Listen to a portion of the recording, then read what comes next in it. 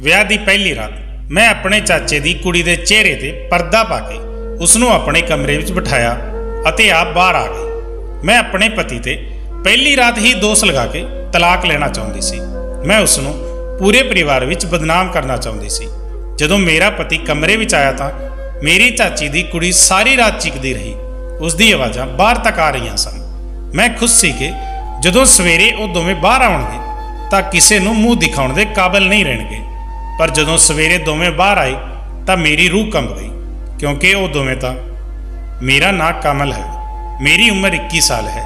ਮੇਰੀ ਭਾਬੀ ਨੇ ਅੱਜ ਮੈਨੂੰ ਅਜਿਹੀ ਗੱਲ ਕਹੀ ਕਿ ਮੇਰੇ ਸਰੀਰ ਨੂੰ ਅੱਗ ਲੱਗ ਗਈ। ਉਸ ਦੀ ਮੇਰੇ ਨਾਲ ਇਸ ਤਰ੍ਹਾਂ ਗੱਲ ਕਰਨ ਦੀ ਹਿੰਮਤ ਕਿਵੇਂ ਹੋਈ? ਭਾਬੀ ਨੇ ਮੈਨੂੰ ਕਿਹਾ ਕਿ ਮੈਂ ਤੈਨੂੰ ਆਪਣੀ ਭਾਬੀ ਬਣਾਉਣਾ ਚਾਹੁੰਦੀ ਹਾਂ। ਭਾਬੀ ਨੇ ਮੇਰਾ ਹੱਥ ਫੜ ਕੇ ਬੜੇ ਪਿਆਰ ਨਾਲ ਕਿਹਾ ਕਿ ਰਮਨ ਤੈਨੂੰ ਬਹੁਤ ਪਿਆਰ ਕਰਦਾ ਹੈ, ਤੈਨੂੰ ਬਹੁਤ ਖੁਸ਼ ਰੱਖੇਗਾ। ਮੇਰੇ ਵੀਰ ਵਿੱਚ ਕੋਈ ਕਮੀ ਨਹੀਂ ਹੈ, ਤੂੰ ਉਸ ਨਾਲ ਬਹੁਤ ਖੁਸ਼ ਰਹੇਗੀ। ਮੇਰਾ ਵੀਰ ਜ਼ਿੰਦਗੀ ਦੀਆਂ ਸਾਰੀਆਂ ਖੁਸ਼ੀਆਂ ਤੇਰੇ ਚਰਨਾਂ ਵਿੱਚ ਢੇਰ ਕਰ ਦੇਵੇਗਾ। ਮੈਂ ਝਟਕੇ ਨਾਲ ਆਪਣਾ ਹੱਥ ਛੁਡਾਇਆ ਤੇ ਕਿਹਾ, ਜੋ ਵੀ ਹੋਏ ਮੈਨੂੰ ਇਹ ਰਿਸ਼ਤਾ ਮਨਜ਼ੂਰ ਨਹੀਂ। ਮੈਂ ਤੁਹਾਨੂੰ ਬਹੁਤ ਪਿਆਰ ਅਤੇ ਸਤਿਕਾਰ ਨਾਲ ਸਮਝਾ ਰਹੀ ਹਾਂ ਕਿ ਤੁਸੀਂ ਮੇਰੇ ਪਰਿਵਾਰ ਸਾਹਮਣੇ ਇਸ ਰਿਸ਼ਤੇ ਦੀ ਗੱਲ ਵੀ ਨਾ ਕਰਨਾ, ਨਹੀਂ ਤਾਂ ਮੈਂ ਤੁਹਾਡੀ ਜ਼ਿੰਦਗੀ ਨੂੰ ਨਰਕ ਬਣਾ ਦਿਆਂਗੀ। ਇਹ ਕਹਿ ਕੇ ਮੈਂ ਆਪਣੇ ਕਮਰੇ ਵਿੱਚ ਆ ਗਈ। ਮੈਨੂੰ ਬਹੁਤ ਗੁੱਸਾ ਆਇਆ, ਪਰ ਮੈਂ ਆਪਣੇ ਭਰਾ ਬਾਰੇ ਸੋਚ ਕੇ ਮੈਂ ਆਪਣੀ ਭਾਬੀ ਨੂੰ ਬਹੁਤਾ ਕੁਝ ਨਹੀਂ ਕਹਿ ਸਕੀ। ਮੇਰੇ ਭਰਾ ਦੇ ਵਿਆਹ ਨੂੰ ਅਜੇ 1.5 ਸਾਲ ਹੀ ਹੋਇਆ ਸੀ। ਉਸਨੇ ਆਪਣੀ ਮਰਜ਼ੀ ਨਾਲ ਵਿਆਹ ਕਰਵਾਇਆ ਸੀ। ਭਾਬੀ ਗਰੀਬ ਪਰਿਵਾਰ ਨਾਲ ਸੰਬੰਧਿਤ ਸੀ। ਰਮਨ ਬਹੁਤ ਚੰਗਾ ਮੁੰਡਾ ਸੀ, ਪਰ ਮੈਂ ਉਸਦੇ ਘਰ ਨਹੀਂ ਰਹਿ ਸਕਦੀ ਸੀ। ਮੈਂ ਖੁਸ਼ਹਾਲ ਜ਼ਿੰਦਗੀ ਜੀ ਰਹੀ ਸੀ ਅਤੇ ਦੂਜੀ ਗੱਲ ਇਹ ਕਿ ਮੈਨੂੰ ਕੋਈ ਹੋਰ ਮੁੰਡਾ ਪਸੰਦ ਸੀ। ਉਹ ਵੀ ਮੈਨੂੰ ਬਹੁਤ ਪਿਆਰ ਕਰਦਾ ਸੀ। ਉਸਨੇ ਮੈਨੂੰ ਕਿਹਾ ਕਿ ਮੈਂ ਜਲਦੀ ਹੀ ਆਪਣਾ ਰਿਸ਼ਤਾ ਤੁਹਾਡੇ ਘਰ ਭੇਜਾਂਗਾ। ਖੈਰ, ਮੈਂ ਆਪਣੇ ਆਪ ਨੂੰ ਰਿਲੈਕਸ ਕਰਨ ਦੀ ਪੂਰੀ ਕੋਸ਼ਿਸ਼ ਕੀਤੀ, ਕਿਉਂਕਿ ਮੈਂ ਜਾਣਦੀ ਸੀ ਕਿ ਹਰ ਹਾਲਾਤ ਵਿੱਚ ਅੰਤਮ ਫੈਸਲਾ ਮੇਰਾ ਹੀ ਹੋਣਾ ਹੈ। ਮੇਰੀ ਇੱਛਾ ਵਿਰੁੱਧ ਕੁਝ ਕਰਨ ਦੀ ਕਿਸੇ ਦੀ ਹਿੰਮਤ ਨਹੀਂ ਸੀ। ਮੈਂ ਆਪਣੇ ਪਰਿਵਾਰ ਦੀ ਬਹੁਤ ਲਾਡਲੀ ਧੀ ਸੀ। ਸਾਰੇ ਮੇਰੀ ਗੱਲ ਮੰਨਦੇ ਸਨ। ਫਿਰ ਮੈਂ ਆਪਣੀ ਪੜ੍ਹਾਈ ਵਿੱਚ ਰੁੱਝ ਗਈ। ਮੈਂ ਦੇਵ ਨੂੰ ਵੀ ਸਭ ਕੁਝ ਦੱਸ ਦਿੱਤਾ ਸੀ। ਉਸਨੇ ਕਿਹਾ, ਮੈਨੂੰ ਤੁਹਾਡੇ ਤੇ ਪੂਰਾ ਵਿਸ਼ਵਾਸ ਹੈ। ਤੁਸੀਂ ਮੇਰੇ ਲਈ ਦੁਨੀਆ ਦੇ ਸਾਹਮਣੇ ਖੜ ਜਾਓਗੇ, ਪਰ ਮੈਨੂੰ ਨਹੀਂ ਛੱਡੋਗੇ। ਦੇਵ ਮੇਰੇ ਨਾਲ ਪੜ੍ਹਦਾ ਸੀ ਅਤੇ ਮੇਰੀ ਦੋਸਤ ਦਾ ਭਰਾ ਸੀ। ਅਸੀਂ ਦੋਨੇ ਇੱਕ ਦੂਜੇ ਦੇ ਘਰ ਜਾਂਦੇ ਸੀ। ਸਾਡੇ ਦੋਵਾਂ ਪਰਿਵਾਰਾਂ ਵਿੱਚ ਬਹੁਤ ਪਿਆਰ ਸੀ। ਥੋੜੇ ਹੀ ਦਿਨ ਹੋਏ ਸਨ ਕਿ ਭਾਬੀ ਫਿਰ ਮੇਰੇ ਕਮਰੇ ਵਿੱਚ ਆਈ। ਉਸਦੇ ਹੱਥ ਵਿੱਚ ਮੋਬਾਈਲ ਫੋਨ ਸੀ ਜੋ ਉਸਨੇ ਮੇਰੇ ਵੱਲ ਵਧਾਇਆ। ਮੈਂ ਹੈਰਾਨ ਸੀ, ਭਾਬੀ ਨੇ ਅਜਿਹਾ ਕਿਉਂ ਕੀਤਾ? ਫਿਰ ਖਿਆਲ ਆਇਆ ਕਿ ਸ਼ਾਇਦ ਮੇਰਾ ਭਰਾ ਫੋਨ ਕਰ ਰਿਹਾ ਹੈ ਅਤੇ ਉਹ ਮੇਰੇ ਨਾਲ ਕੋਈ ਜ਼ਰੂਰੀ ਗੱਲ ਕਰਨਾ ਚਾਹੁੰਦਾ ਹੈ। ਮੈਂ ਫੋਨ ਫੜਿਆ ਅਤੇ ਜਿਵੇਂ ਹੀ ਮੈਂ ਹੈਲੋ ਕਿਹਾ, ਸਾਹਮਣੇ ਤੋਂ ਰਮਨ ਦੀ ਆਵਾਜ਼ ਸੁਣਾਈ ਦਿੱਤੀ। ਉਹ ਕਹਿਣ ਲੱਗਾ, ਕਮਲ, ਇੱਕ ਵਾਰ ਮੇਰੀ ਗੱਲ ਸੁਣ, ਮੈਂ ਤੇਰੇ ਨਾਲ ਬਹੁਤ ਜ਼ਰੂਰੀ ਗੱਲ ਕਰਨੀ ਹੈ। ਮੈਂ ਦੰਗ ਰਹਿ ਗਈ। ਮੈਨੂੰ ਭਾਬੀ ਤੋਂ ਅਜੇ ਕਿਸੇ ਕੰਮ ਦੀ ਉਮੀਦ ਨਹੀਂ ਸੀ। ਮੈਂ ਆਪਣੀ ਭਾਬੀ ਦਾ ਮੋਬਾਈਲ ਹੇਠਾਂ ਸੁੱਟ ਦਿੱਤਾ ਅਤੇ ਉੱਚੀ ਉੱਚੀ ਚੀਕਣਾ ਸ਼ੁਰੂ ਕਰ ਦਿੱਤਾ। ਭਾਬੀ, ਇਹ ਸਭ ਕਰਨ ਦੀ ਤੇਰੀ ਹਿੰਮਤ ਕਿਵੇਂ ਹੋਈ? ਜਦੋਂ ਮੈਂ ਤੈਨੂੰ ਇੱਕ ਵਾਰ ਨਾ ਕਰ ਦਿੱਤੀ ਸੀ, ਫਿਰ ਤੂੰ ਸਮਝਦੀ ਕਿਉਂ ਨਹੀਂ? ਜੇ ਅੱਜ ਤੋਂ ਬਾਅਦ ਅਜਿਹਾ ਕੀਤਾ ਤਾਂ ਮੇਰੇ ਤੋਂ ਬੁਰਾ ਕੋਈ ਨਹੀਂ ਹੋਵੇਗਾ। ਭਾਬੀ ਨੇ ਸ਼ਰਮਿੰਦਾ ਹੋ ਕੇ ਕਿਹਾ, ਕਮਲ, ਮੈਨੂੰ ਮਾਫ ਕਰ ਦਿਓ। ਦਰਅਸਲ ਰਮਨ ਨੇ ਕਿਹਾ ਸੀ ਕਿ ਉਹ ਤੁਹਾਡੇ ਨਾਲ ਗੱਲ ਕਰਨੀ ਚਾਹੁੰਦਾ ਹੈ ਤੇ ਉਹ ਤੁਹਾਨੂੰ ਆਪਣੇ ਪਿਆਰ ਦਾ ਭਰੋਸਾ ਦਿਵਾਉਣਾ ਚਾਹੁੰਦਾ ਹੈ। ਮੈਂ ਗੁੱਸੇ ਨਾਲ ਕਿਹਾ, ਮੈਂ ਕੀ ਲੈਣਾ ਤੇਰੇ ਭਰਾ ਤੇ ਤੇਰੇ ਭਰਾ ਦੇ ਪਿਆਰ ਤੋਂ? ਇੰਨੇ ਸਮੇਂ ਵਿੱਚ ਮੇਰੇ ਕਮਰੇ ਦਾ ਦਰਵਾਜ਼ਾ ਖੁੱਲ੍ਹਿਆ ਤੇ ਭਰਾ ਕਮਰੇ ਵਿੱਚ ਦਾਖਲ ਹੋ ਗਿਆ। ਉਸਨੇ ਦੇਖਿਆ ਕਿ ਭਾਬੀ ਸ਼ਰਮਿੰਦਗੀ ਨਾਲ ਸਿਰ ਝੁਕਾ ਕੇ ਖੜੀ ਸੀ ਅਤੇ ਫਿਰ ਭਰਾ ਨੇ ਮਹਿਸੂਸ ਕੀਤਾ ਕਿ ਮੈਂ ਭਾਬੀ ਤੇ ਬਿਨਾਂ ਕਿਸੇ ਕਾਰਨ ਦੇ ਗੁੱਸੇ ਹੋ ਗਈ ਹਾਂ। ਭਰਾ ਨੇ ਕਿਹਾ, ਕਮਲ, ਹੁਣ ਤੂੰ ਛੋਟੀ ਕੁੜੀ ਨਹੀਂ ਹੈ। ਤੈਨੂੰ ਪਤਾ ਹੋਣਾ ਚਾਹੀਦਾ ਹੈ ਕਿ ਕਿਸ ਨਾਲ ਕਿਵੇਂ ਗੱਲ ਕਰਨੀ ਹੈ। ਮੈਨੂੰ ਤੁਹਾਡੇ ਤੋਂ ਇਸ ਤਰ੍ਹਾਂ ਦੇ ਵਿਵਹਾਰ ਦੀ ਉਮੀਦ ਨਹੀਂ ਸੀ। ਆਪਣੀ ਭਾਬੀ ਤੋਂ ਮਾਫੀ ਮੰਗੋ। ਮੈਂ ਨਾ ਵਿੱਚ ਸਿਰ ਹਿਲਾ ਕੇ ਆਪਣੇ ਕਮਰੇ ਵਿੱਚ ਚਲੀ ਆਈ। ਮੰਮੀ ਹਾਲ ਵਿੱਚ ਹੀ ਖੜੀ ਸੀ। ਮੈਂ ਕਿਹਾ, ਮੰਮੀ ਦੇਖ, ਭਰਾ ਨੇ ਮੈਨੂੰ ਬਹੁਤ ਡਾਂਟਿਆ ਹੈ ਅਤੇ ਮੈਨੂੰ ਭਾਬੀ ਤੋਂ ਮਾਫੀ ਮੰਗਣ ਲਈ ਕਹਿ ਰਿਹਾ ਹੈ। ਇਸ ਸਮੇਂ ਤੱਕ ਭਾਬੀ ਅਤੇ ਭਰਾ ਕਮਰੇ ਤੋਂ ਬਾਹਰ ਆ ਚੁੱਕੇ ਸਨ। ਮਾਂ ਨੇ ਭਾਬੀ ਵੱਲ ਗੁੱਸੇ ਨਾਲ ਦੇਖਿਆ। ਉਹਨਾਂ ਨੇ ਕਿਹਾ, ਨੂੰ, ਕਮਲ ਦੇ ਮਾਤਾ ਪਿਤਾ ਦਾ ਹੱਥ ਅਜੇ ਉਸਦੇ ਸਿਰ ਤੇ ਹੈ। ਤੁਸੀਂ ਆਪਣੇ ਪਤੀ ਨੂੰ ਸਿਪਾਹੀ ਬਣਾ ਕੇ ਮੇਰੀ ਧੀ ਵਿਰੁੱਧ ਨਹੀਂ ਵਰਤ ਸਕਦੀ। ਖਬਰਦਾਰ, ਜੇਕਰ ਅੱਜ ਤੋਂ ਬਾਅਦ ਤੁਸੀਂ ਦੋਵਾਂ ਨੇ ਇਸ ਤਰ੍ਹਾਂ ਦਾ ਵਿਵਹਾਰ ਕੀਤਾ ਤਾਂ ਮੈਂ ਤੁਹਾਨੂੰ ਦੋਵਾਂ ਨੂੰ ਘਰੋਂ ਕੱਢ ਦਿਆਂਗੀ। ਮਾਂ ਦੀਆਂ ਗੱਲਾਂ ਸੁਣ ਕੇ ਭਰਾ ਸ਼ਰਮਿੰਦਾ ਹੋ ਗਿਆ। ਉਸਨੇ ਅੱਗੇ ਆ ਕੇ ਕਿਹਾ, ਮੰਮੀ, ਤੁਸੀਂ ਗਲਤ ਸਮਝ ਰਹੇ ਹੋ। ਅਜਿਹਾ ਕੁਝ ਨਹੀਂ ਹੈ। ਮੈਂ ਤਾਂ ਕਮਲ ਨੂੰ ਸਮਝਾ ਰਿਹਾ ਸੀ ਵੱਡਿਆਂ ਨਾਲ ਕਿਵੇਂ ਗੱਲ ਕਰਨੀ ਹੈ। ਮੰਮੀ ਨੇ ਕਿਹਾ, ਮੈਂ ਗਲਤਫਹਿਮੀ ਵਿੱਚ ਨਹੀਂ ਹਾਂ। ਅਜਿਹਾ ਹੀ ਹੋਵੇਗਾ ਜਿਵੇਂ ਕਮਲ ਕਹਿ ਰਹੀ ਹੈ। मेरी कमल कदे भी झूठ नहीं बोल सकती ਅਤੇ ਵਜ੍ਹਾ ਚਾਹੇ ਜੋ ਵੀ ਹੋਵੇ। ਮੇਰੀ ਧੀ ਦੀਆਂ ਅੱਖਾਂ ਵਿੱਚ ਤੁਹਾਡੇ ਦੋਹਾਂ ਕਾਰਨ ਹੰਝੂ ਆਏ ਹਨ। ਜੇਕਰ ਭਵਿੱਖ ਵਿੱਚ ਮੇਰੀ ਧੀ ਦੀਆਂ ਅੱਖਾਂ ਵਿੱਚੋਂ ਹੰਝੂ ਆਏ ਤਾਂ ਮੈਂ ਅਜਿਹਾ ਬਿਲਕੁਲ ਸਹਿਣ ਨਹੀਂ ਕਰਾਂਗੀ। ਮੰਮੀ ਨੇ ਮੈਨੂੰ ਕਮਰੇ ਵਿੱਚ ਜਾਣ ਦਾ ਇਸ਼ਾਰਾ ਕੀਤਾ ਤਾਂ ਮੈਂ ਵਾਪਸ ਆ ਗਈ। ਮੇਰਾ ਦਿਲ ਖੁਸ਼ੀ ਨਾਲ ਫੁੱਟ ਰਿਹਾ ਸੀ। ਦਰਅਸਲ ਮੇਰੇ ਮਾਤਾ ਪਿਤਾ ਸ਼ੁਰੂ ਤੋਂ ਹੀ ਮੈਨੂੰ ਅਤੇ ਮੇਰੇ ਭਰਾ ਨੂੰ ਬਰਾਬਰ ਪਿਆਰ ਅਤੇ ਸਤਿਕਾਰ ਦਿੰਦੇ ਸਨ, ਪਰ ਜਦੋਂ ਤੋਂ ਭਰਾ ਨੇ ਗਰੀਬ ਪਰਿਵਾਰ ਦੀ ਕੁੜੀ ਨਾਲ ਵਿਆਹ ਕੀਤਾ ਸੀ ਉਦੋਂ ਤੋਂ ਉਹਨਾਂ ਲਈ ਮੰਮੀ ਡੈਡੀ ਦੀਆਂ ਨਜ਼ਰਾਂ ਵਿੱਚ ਪਿਆਰ ਘਟ ਗਿਆ ਸੀ। ਮਾਂ ਨੂੰ ਤਾਂ ਭਾਬੀ ਪਸੰਦ ਹੀ ਨਹੀਂ ਸੀ। ਭਾਬੀ ਵੀ ਚੰਗੀ ਤਰ੍ਹਾਂ ਜਾਣਦੀ ਸੀ ਕਿ ਇਸ ਘਰ ਵਿੱਚ ਉਸ ਦਾ ਕੀ ਸਥਾਨ ਹੈ ਅਤੇ ਇਸ ਘਰ ਵਿੱਚ ਉਸ ਦੀ ਕੀ ਇੱਜ਼ਤ ਹੈ।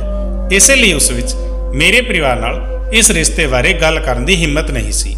ਅੱਜ ਮੇਰੇ ਦਿਲ ਨੂੰ ਬਹੁਤ ਰਾਹਤ ਮਹਿਸੂਸ ਹੋਈ ਕਿ ਮੇਰੀ ਭਾਬੀ ਜੋ ਸੋਚ ਰਹੀ ਸੀ ਉਹ ਬਿਲਕੁਲ ਨਹੀਂ ਹੋ ਸਕਦਾ ਸੀ। ਭਾਬੀ ਦਾ ਇਹ ਸੁਪਨਾ ਮਹਿਜ਼ ਸੁਪਨਾ ਹੀ ਰਹਿ ਜਾਵੇਗਾ। ਖੈਰ, ਮੈਂ ਆਪਣੇ ਆਪ ਨੂੰ ਇਹਨਾਂ ਸਾਰੇ ਮਾਮਲਿਆਂ ਤੋਂ ਦੂਰ ਕਰ ਲਿਆ। ਮੈਂ ਦੇਵ ਦੇ ਪਿਆਰ ਵਿੱਚ ਗੁਆਚ ਕੇ ਸਾਰੀ ਦੁਨੀਆ ਨੂੰ ਨਜ਼ਰਅੰਦਾਜ਼ ਕਰ ਦਿੱਤਾ ਸੀ। ਮੈਨੂੰ ਇਹ ਵੀ ਨਹੀਂ ਪਤਾ ਸੀ ਕਿ ਮੇਰੇ ਨੱਕ ਦੇ ਹੇਠਾਂ ਕੀ ਪੱਕ ਰਿਹਾ ਹੈ। ਇਸ ਹਾਦਸੇ ਨੂੰ 1 ਮਹੀਨਾ ਬੀਤ ਚੁੱਕਾ ਸੀ। ਜਦੋਂ ਮੈਂ ਇੱਕ ਦਿਨ ਕਾਲਜ ਤੋਂ ਘਰ ਵਾਪਸ ਆਈ ਤਾਂ ਪਾਪਾ ਮੇਰੇ ਕਮਰੇ ਵਿੱਚ ਆ ਗਏ। ਪਾਪਾ ਨੂੰ ਦੇਖ ਕੇ ਮੈਨੂੰ ਬਹੁਤ ਖੁਸ਼ੀ ਹੋਈ। ਮੈਂ ਕਿਹਾ, ਪਾਪਾ ਤੁਸੀਂ ਅੱਜ ਮੇਰੇ ਕਮਰੇ ਵਿੱਚ ਆਉਣ ਦਾ ਸਮਾਂ ਕਿਵੇਂ ਕੱਢਿਆ? ਪਾਪਾ ਨੇ ਮੁਸਕਰਾਉਂਦੇ ਹੋਏ ਕਿਹਾ, ਬੇਟੀ ਅੱਜ ਮੈਂ ਪਿਤਾ ਬਣ ਕੇ ਨਹੀਂ ਮੁਰਾਦੀ ਬਣ ਕੇ ਆਇਆ ਹਾਂ। ਜੇ ਮੈਂ ਤੇਥੋਂ ਕੁਝ ਮੰਗਣਾ ਹੋਵੇ ਤਾਂ ਮੈਨੂੰ ਖਾਲੀ ਹੱਥ ਨਾ ਮੋੜਨਾ। ਪਾਪਾ ਦੀਆਂ ਗੱਲਾਂ ਸੁਣ ਕੇ ਮੈਂ ਹੈਰਾਨ ਰਹਿ ਗਈ। ਉਹਨਾਂ ਨੇ ਪਹਿਲਾਂ ਕਦੇ ਮੇਰੇ ਨਾਲ ਇਸ ਤਰ੍ਹਾਂ ਦੀ ਗੱਲ ਨਹੀਂ ਕੀਤੀ ਸੀ।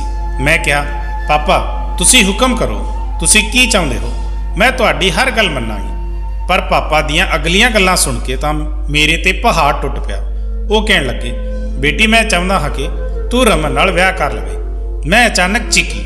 ਮੈਂ ਕਿਹਾ, ਪਾਪਾ ਕੀ ਕਹਿ ਰਹੇ ਹੋ? ਤੁਸੀਂ ਜਾਣਦੇ ਹੋ ਕਿ ਉਹਨਾਂ ਦੇ ਪਰਿਵਾਰ ਅਤੇ ਸਾਡੇ ਪਰਿਵਾਰ ਦੇ ਲੈਵਲ ਵਿੱਚ ਬਹੁਤ ਅੰਤਰ ਹੈ। ਪਾਪਾ ਨੇ ਕਿਹਾ, ਬੇਟੀ ਰਮਨ ਬਹੁਤ ਕਾਬਿਲ ਲੜਕਾ ਹੈ। ਉਸਨੇ ਬਹੁਤ ਮਿਹਨਤ ਕੀਤੀ ਹੈ। ਆਪਣੀ ਮਿਹਨਤ ਸਦਕਾ ਉਹ ਬਹੁਤ ਹੀ ਵਧੀਆ ਨੌਕਰੀ ਲੱਭਣ ਵਿੱਚ ਕਾਮਯਾਬ ਰਿਹਾ ਹੈ। ਉਹ ਤੈਨੂੰ ਬਹੁਤ ਖੁਸ਼ ਰੱਖੇਗਾ। ਉਹ ਬਹੁਤ ਚੰਗਾ ਲੜਕਾ ਹੈ।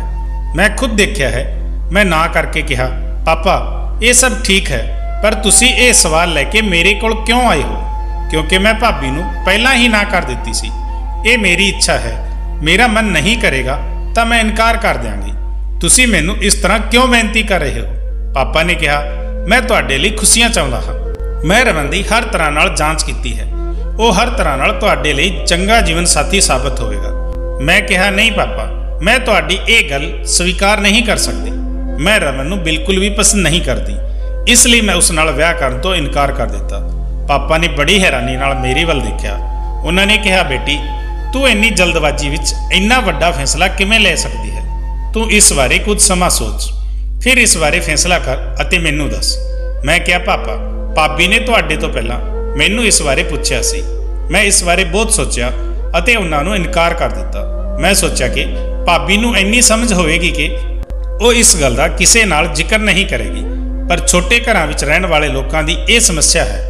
ਉਹ ਚੀਜ਼ਾਂ ਨੂੰ ਜਲਦੀ ਨਹੀਂ ਸਮਝ ਪਾਉਂਦੇ। ਹੁਣ ਤੁਸੀਂ ਜਾ ਕੇ ਭਾਬੀ ਨਾਲ ਸਖਤੀ ਨਾਲ ਦੱਸੋ ਕਿ ਜਦੋਂ ਮੇਰੀ ਧੀ ਇਸ ਰਿਸ਼ਤੇ ਤੋਂ ਪਹਿਲਾਂ ਹੀ ਇਨਕਾਰ ਕਰ ਚੁੱਕੀ ਸੀ ਤਾਂ ਮੈਨੂੰ ਇਸ ਮਾਮਲੇ ਵਿੱਚ ਉਲਝਾਉਣ ਦੀ ਕੀ ਲੋੜ ਸੀ? ਮੈਂ ਸੋਚਿਆ ਕਿ ਪਾਪਾ ਮੇਰੀ ਗੱਲ ਨੂੰ ਸਮਝਣਗੇ ਅਤੇ ਮੇਰੀ ਗੱਲ ਦਾ ਸਤਿਕਾਰ ਕਰਨਗੇ, ਪਰ ਉਹਨਾਂ ਨੇ ਇੱਕ ਬਹੁਤ ਅਜੀਬ ਗੱਲ ਕੀਤੀ। ਉਹਨਾਂ ਨੇ ਮੇਰੇ ਸਾਹਮਣੇ ਹੱਥ ਜੋੜ ਲਏ। ਉਹਨਾਂ ਨੇ ਕਿਹਾ, ਮੇਰੇ ਬੰਨੇ ਹੋਏ ਹੱਥ ਦੇਖੋ, ਮੈਂ ਬੇਵਸ ਹਾਂ, ਇਸ ਲਈ ਇਸ ਰਿਸ਼ਤੇ ਨੂੰ ਹਾਂ ਕਹੋ। ਇਹ ਸਭ ਦੇਖ ਕੇ ਮੈਂ ਹੈਰਾਨ ਰਹਿ ਗਈ। ਮੇਰੇ ਪਾਪਾ ਜੋ ਹਮੇਸ਼ਾ ਸਿਰ ਚੁੱਕ ਕੇ ਤੁਰਦੇ ਸਨ, ਸਾਰੀ ਉਮਰ ਸਿਰ ਉੱਚਾ ਚੁੱਕ ਕੇ ਚੱਲਦੇ ਰਹੇ ਸਨ। ਉਹਨਾਂ ਵਿੱਚ ਇੱਕ ਵੱਖਰਾ ਹੀ ਮਾਣ ਤੇ ਜਜ਼ਬਾ ਸੀ, ਜਿਸ ਨੇ ਕਦੇ ਕਿਸੇ ਅੱਗੇ ਝੁਕਣਾ ਨਹੀਂ ਸਿੱਖਿਆ ਸੀ। ਉਹ ਮੇਰੇ ਸਾਹਮਣੇ ਹੱਥ ਜੋੜ ਕੇ ਬੈਠੇ ਸੀ। ਇਹ ਦੇਖ ਕੇ ਮੇਰਾ ਦਿਲ ਟੁੱਟ ਗਿਆ। ਮੈਂ ਕਿਹਾ, ਪਾਪਾ ਤੁਸੀਂ ਇਹ ਸਭ ਕੀ ਕਰ ਰਹੇ ਹੋ? ਮੈਂ ਪਾਪਾ ਦਾ ਹੱਥ ਫੜ ਲਿਆ। ਪਾਪਾ ਨੇ ਕਿਹਾ, ਬੇਟੀ ਜੇ ਤੂੰ ਕਹੇ ਤਾਂ ਮੈਂ ਤੁਹਾਡੇ ਪੈਰਾਂ ਤੇ ਡਿੱਗਣ ਲਈ ਵੀ ਤਿਆਰ ਹਾਂ। ਮੈਨੂੰ ਦੱਸੋ ਮੈਂ ਕੀ ਕਰਾਂ ਤਾਂ ਜੋ ਤੂੰ ਇਸ ਰਿਸ਼ਤੇ ਲਈ ਸਹਿਮਤ ਹੋਵੇ। ਮੈਂ ਸਿਰ ਹਿਲਾ ਕੇ ਪਲਾਂ ਵਿੱਚ ਫੈਸਲਾ ਲੈ ਲਿਆ। ਮੈਂ ਕਿਹਾ, ਪਾਪਾ ਮੈਨੂੰ ਇਹ ਰਿਸ਼ਤਾ ਮਨਜ਼ੂਰ ਹੈ। ਪਾਪਾ ਇੱਕਦਮ ਖੁਸ਼ ਹੋ ਗਏ ਅਤੇ ਮੇਰੇ ਮੱਥੇ ਨੂੰ ਚੁੰਮ ਕੇ ਉਹਨਾਂ ਮੈਨੂੰ ਬਹੁਤ ਅਸ਼ੀਰਵਾਦ ਦਿੱਤਾ ਅਤੇ ਫਿਰ ਉੱਠ ਕੇ ਬਾਹਰ ਚਲੇ ਗਏ। ਜਦੋਂ ਕਿ ਮੈਂ ਪੱਥਰ ਵਰਗੀ ਹੋ ਗਈ ਸੀ।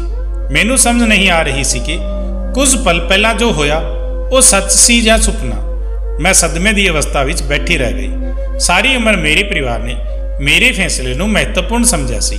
ਉਹਨਾਂ ਨੇ ਮੇਰੇ ਅੱਗੇ ਆਪਣੀਆਂ ਇੱਛਾਵਾਂ ਦਬਾ ਦਿੱਤੀਆਂ ਸਨ, ਕੇਵਲ ਮੇਰੀਆਂ ਇੱਛਾਵਾਂ ਪੂਰੀਆਂ ਕੀਤੀਆਂ ਸਨ।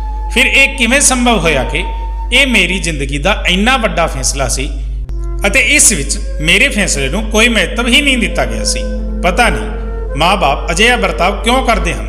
ਉਹ ਸਾਰੀ ਉਮਰ ਬੱਚਿਆਂ ਦੀ ਹਰ ਖੁਸ਼ੀ ਅਤੇ ਹਰ ਇੱਛਾ ਦਾ ਸਤਿਕਾਰ ਕਰਦੇ ਹਨ। ਉਹ ਬੱਚਿਆਂ ਨੂੰ ਕੋਈ ਦੁੱਖ ਤਕਲੀਫ ਨਹੀਂ ਹੋਣ ਦਿੰਦੇ, ਪਰ ਜਦੋਂ ਉਹਨਾਂ ਦੀ ਜ਼ਿੰਦਗੀ ਦਾ ਫੈਸਲਾ ਹੁੰਦਾ ਹੈ ਤਾਂ ਉਹ ਜ਼ਬਰਦਸਤੀ ਉਹਨਾਂ ਤੇ ਆਪਣਾ ਫੈਸਲਾ ਥੋਪ ਦਿੰਦੇ ਹਨ। ਮੈਨੂੰ ਆਪਣੇ ਮਾਤਾ-ਪਿਤਾ ਤੋਂ ਇਹ ਉਮੀਦ ਬਿਲਕੁਲ ਨਹੀਂ ਸੀ। ਮੇਰੀਆਂ ਅੱਖਾਂ ਵਿੱਚੋਂ ਹੰਝੂ ਵਹਿ ਰਹੇ ਸਨ। ਇੰਜ ਲੱਗਾ ਜਿਵੇਂ ਕੋਈ ਬੰਦੂਕ ਦੀ ਨੋਕ ਤੇ ਮੇਰੇ ਤੋਂ ਸਾਰੀ ਉਮਰ ਦੀਆਂ ਖੁਸ਼ੀਆਂ ਖੋ ਰਿਹਾ ਹੋਵੇ। ਆਪਣਾ ਦਿਲ ਹਲਕਾ ਕਰਨ ਲਈ ਮੈਂ ਦੇਵ ਦਾ ਨੰਬਰ ਡਾਇਲ ਕੀਤਾ। ਉਸ ਦੀ ਆਵਾਜ਼ ਸੁਣ ਕੇ ਮੈਂ ਫੁੱਟ-ਫੁੱਟ ਕੇ ਰੋਣ ਲੱਗ ਪਈ। ਉਹ ਬਹੁਤ ਪਰੇਸ਼ਾਨ ਹੋ ਗਿਆ ਅਤੇ ਪੁੱਛਿਆ, ਕੀ ਗੱਲ ਹੈ ਕਮਲ, ਤੂੰ ਇੰਨਾ ਕਿਉਂ ਰੋ ਰਹੀ ਹੈ? ਸਭ ਕੁਝ ਠੀਕ ਹੈ ਨਾ? ਮੈਂ ਦੇਵ ਨੂੰ ਸਾਰੀ ਗੱਲ ਦੱਸ ਦਿੱਤੀ। ਉਹ ਨਾਰਾਜ਼ ਵੀ ਸੀ ਤੇ ਉਸ ਨੂੰ ਗੁੱਸਾ ਵੀ ਆ ਰਿਹਾ ਸੀ।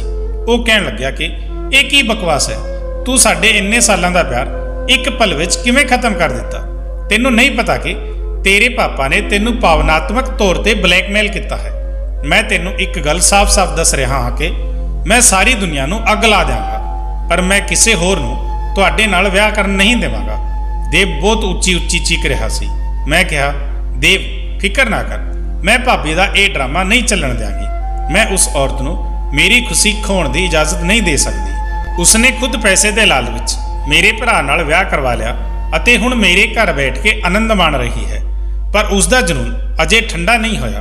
ਹੁਣ ਉਹ ਆਪਣੇ ਭਰਾ ਦਾ ਵਿਆਹ ਕਿਸੇ ਅਮੀਰ ਕੁੜੀ ਨਾਲ ਕਰਵਾਉਣਾ ਚਾਹੁੰਦੀ ਹੈ, ਪਰ ਮੈਂ ਉਸ ਨੂੰ ਆਪਣੇ ਮਨਸੂਬਿਆਂ ਵਿੱਚ ਕਾਮਯਾਬ ਨਹੀਂ ਹੋਣ ਦਿਆਂਗੀ। ਮੈਂ ਗੁੱਸੇ ਨਾਲ ਪਾਗਲ ਹੋ ਰਹੀ ਸੀ। ਦੇਵ ਨੇ ਵੀ ਮੈਨੂੰ ਕਿਸੇ ਕਿਸਮ ਦੀ ਤਸੱਲੀ ਨਹੀਂ ਦਿੱਤੀ। ਉਸਨੇ ਗੁੱਸੇ ਵਿੱਚ ਫੋਨ ਵੀ ਬੰਦ ਕਰ ਦਿੱਤਾ। ਮੈਂ ਸਾਰੀ ਰਾਤ ਪਰੇਸ਼ਾਨੀ ਵਿੱਚ ਬਿਤਾਈ ਸੀ। ਜਦੋਂ ਸਵੇਰ ਹੋਈ ਤਾਂ ਪਤਾ ਲੱਗਾ ਕਿ ਪਾਪਾ ਨੇ ਇਸ ਰਿਸ਼ਤੇ ਬਾਰੇ ਸਭ ਨੂੰ ਦੱਸ ਦਿੱਤਾ। ਮਾਂ ਵੀ ਮੈਨੂੰ ਇਸ ਰਿਸ਼ਤੇ ਲਈ ਰਾਜੀ ਜਾਪਦੀ ਸੀ। ਮੈਂ ਸਮਝ ਨਹੀਂ ਸਕੀ ਕਿ ਮਾਂ ਨੂੰ ਭਾਬੀ ਪਸੰਦ ਨਹੀਂ ਸੀ, ਫਿਰ ਉਹ ਇਸ ਰਿਸ਼ਤੇ ਲਈ ਕਿਵੇਂ ਰਾਜੀ ਹੋ ਗਈ। ਪਾਪਾ ਨੇ ਭਾਬੀ ਨੂੰ ਕਿਹਾ, ਬੇਟੀ ਤੂੰ ਆਪਣੇ ਘਰ ਵਾਲਿਆਂ ਨਾਲ ਗੱਲ ਕਰ ਲੈ, ਪਰਸੋਂ ਮੰਗਣੀ ਕਰਨ ਲਈ ਆਉਣ ਲਈ ਕਹਿ ਦੇ। ਮੈਂ ਕਿਹਾ, ਪਾਪਾ ਇੰਨੀ ਵੀ ਕੀ ਜਲਦੀ ਹੈ? ਭਾਬੀ ਨੇ ਮੁਸਕਰਾਉਂਦੇ ਹੋਏ ਕਿਹਾ, ਕਾਲੀ ਪਾਪਾ ਨੂੰ ਨਹੀਂ, ਰਮਨ ਨੂੰ ਹੈ। ਹੁਣ ਉਹ ਹੋਰ ਇੰਤਜ਼ਾਰ ਨਹੀਂ ਕਰ ਸਕਦਾ। ਮੈਨੂੰ ਭਾਬੀ ਹੁਣ ਜ਼ਹਿਰ ਵਰਗੀ ਲੱਗ ਰਹੀ ਸੀ, ਪਰ ਮੈਂ ਕੁਝ ਨਾ ਕਹਿ ਸਕੀ ਕਿਉਂਕਿ ਮੈਂ ਬੇਬਸ ਸੀ। ਖੈਰ ਥੋੜੇ ਦਿਨਾਂ ਵਿੱਚ ਹੀ ਮੇਰੀ ਰਮਨ ਨਾਲ ਮੰਗਣੀ ਹੋ ਗਈ। ਉਹ ਬਹੁਤ ਖੁਸ਼ ਲੱਗ ਰਿਹਾ ਸੀ। ਉਹ ਮੇਰੇ ਅੱਗੇ ਪਿੱਛੇ ਘੁੰਮ ਰਿਹਾ ਸੀ। ਮੇਰਾ ਤਾਂ ਉਸ ਦਾ ਮੂੰਹ ਤੋੜਨ ਦਾ ਜੀ ਕਰਦਾ ਸੀ। ਹੁਣ ਰਮਨ ਮੈਨੂੰ ਹਰ ਵੇਲੇ ਫੋਨ ਕਰਦਾ ਸੀ। ਇਹ ਗੱਲ ਵੱਖਰੀ ਸੀ ਕਿ ਮੈਂ ਉਸ ਦੀਆਂ ਕਾਲਾਂ ਨੂੰ ਅਟੈਂਡ ਨਹੀਂ ਕਰਦੀ ਸੀ। ਮੈਂ ਦੇਵ ਨਾਲ ਸੰਪਰਕ ਕਰਨ ਦੀ ਕੋਸ਼ਿਸ਼ ਕੀਤੀ, ਪਰ ਉਹ ਅਜੇ ਵੀ ਮੇਰੇ ਨਾਲ ਨਾਰਾਜ਼ ਸੀ। ਮੈਂ ਬਹੁਤ ਪਰੇਸ਼ਾਨ ਸੀ।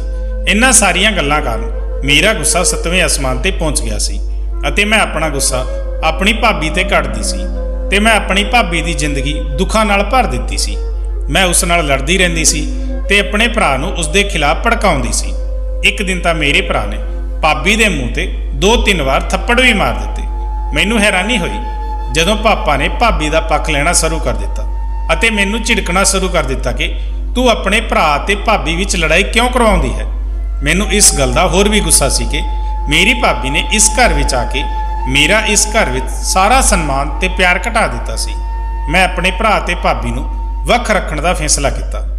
ਜੇ ਭਾਬੀ ਨੇ ਮੈਨੂੰ ਆਪਣਾ ਪਿਆਰ ਨਹੀਂ ਮਿਲਣ ਦਿੱਤਾ ਤਾਂ ਮੈਂ ਵੀ ਭਾਬੀ ਨੂੰ ਆਪਣੇ ਪਿਆਰ ਨਾਲ ਨਹੀਂ ਰਹਿਣ ਦਿਆਂਗੀ। ਹੁਣ ਹਰ ਰੋਜ਼ ਮੈਂ ਆਪਣੇ ਭਰਾ ਦੇ ਕੰਨਾਂ ਵਿੱਚ ਅਜਿਹੀਆਂ ਗੱਲਾਂ ਭਰਦੀ ਰਹਿੰਦੀ ਕਿ ਮੇਰੇ ਭਰਾ ਦੇ ਮਨ ਵਿੱਚ ਮੇਰੀ ਭਾਬੀ ਲਈ ਪਿਆਰ ਘਟ ਜਾਵੇ। ਅੱਜ ਜਦੋਂ ਰਮਨ ਦਾ ਫੋਨ ਆਇਆ ਤਾਂ ਮੈਂ ਅਟੈਂਡ ਕਰ ਲਿਆ। ਮੈਂ ਬਹੁਤ ਗੁੱਸੇ ਵਿੱਚ ਸੀ ਅਤੇ ਮੈਂ ਉਸ ਨੂੰ ਕਈ ਗੱਲਾਂ ਸੁਣਾ ਦਿੱਤੀਆਂ। ਉਹ ਵੀ ਗੁੱਸੇ ਵਿੱਚ ਲੱਗ ਰਿਹਾ ਸੀ।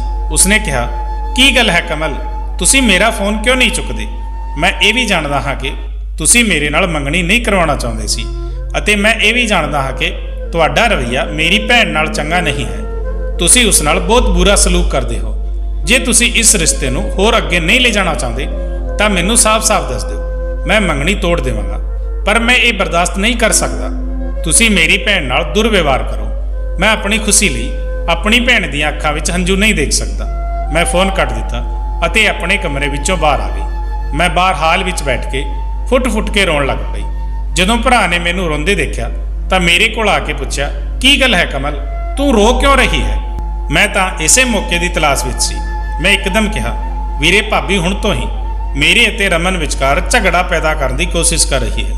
ਜਦੋਂ ਮੈਂ ਇਸ ਰਿਸ਼ਤੇ ਲਈ ਤਿਆਰ ਨਹੀਂ ਸੀ ਤਾਂ ਮੈਂ ਆਪਣੀ ਭਾਬੀ ਨੂੰ ਕੁਝ ਗੱਲਾਂ ਕਹੀਆਂ ਸਨ। ਭਾਬੀ ਨੇ ਰਮਨ ਨੂੰ ਉਹੀ ਛੋਟੀਆਂ-ਛੋਟੀਆਂ ਗੱਲਾਂ ਵਧਾ ਚੜਾ ਕੇ ਦੱਸ ਦਿੱਤੀਆਂ ਅਤੇ ਹੁਣ ਰਮਨ ਨੇ ਮੈਨੂੰ ਕਿਹਾ ਹੈ ਕਿ ਉਹ ਮੰਗਣੀ ਤੋੜਨਾ ਚਾਹੁੰਦਾ ਹੈ। ਵੀਰ ਜੀ, ਵਿਆਹ ਤੋਂ ਪਹਿਲਾਂ ਹੀ ਜੇ ਇਹ ਸਭ ਹੋ ਰਿਹਾ ਹੈ ਤਾਂ ਵਿਆਹ ਤੋਂ ਬਾਅਦ ਕੀ ਹੋਵੇਗਾ? ਮੈਂ ਆਪਣੇ ਭੇਕ ਨੂੰ ਹੁਣੇ ਤੋਂ ਹੀ ਹਨੇਰੇ ਵਿੱਚ ਦੇਖ ਰਹੀ ਹਾਂ। ਕੁਝ ਦੇਰ ਵਿੱਚ ਹੀ ਭਾਬੀ ਵੀ ਆ ਗਈ। ਉਸਨੇ ਮੈਨੂੰ ਕਿਹਾ, ਕਮਲ, ਥੋੜੀ ਤਾਂ ਸ਼ਰਮ ਕਰ। ਕੀ ਤੈਨੂੰ ਆਪਣੇ ਭਰਾ ਨੂੰ ਮੇਰੇ ਵਿਰੁੱਧ ਭੜਕਾਉਂਦੇ ਹੋਏ ਥੋੜੀ ਜਿਹੀ ਵੀ ਸ਼ਰਮ ਨਹੀਂ ਆਉਂਦੀ? ਚੰਗਾ ਹੁੰਦਾ ਜੇ ਤੇਰਾ ਅਤੇ ਰਮਨ ਦਾ ਰਿਸ਼ਤਾ ਹੀ ਨਾ ਹੁੰਦਾ। ਮੈਂ ਸੋਚਦੀ ਹਾਂ ਕਿ ਅਜੇ ਵੀ ਸਮਾਂ ਹੈ, ਇਹ ਮੰਗਣੀ ਟੁੱਟ ਜਾਣੀ ਚਾਹੀਦੀ ਹੈ।